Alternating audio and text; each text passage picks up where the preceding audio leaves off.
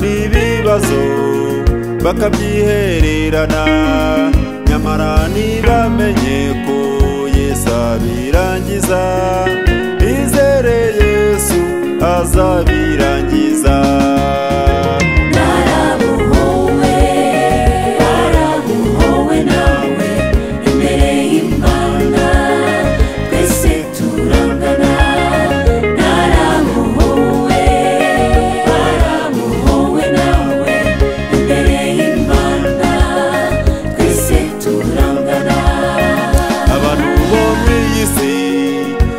Baranyobeye bahura no gufungwa bakabyihererana, nyamara ntibamenye ko Yesu ari ufungura.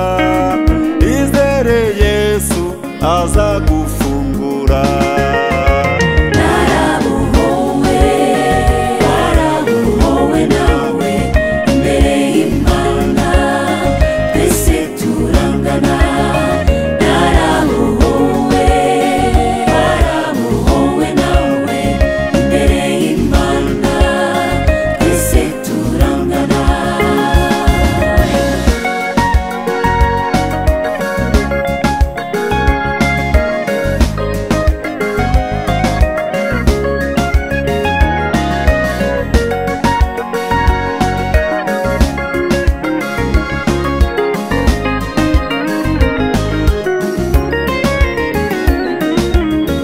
Abantu bo mw'iyi si ye baranyobeye bahura n'ibigerageza bakabyihererana, nyamara ntibamenye ko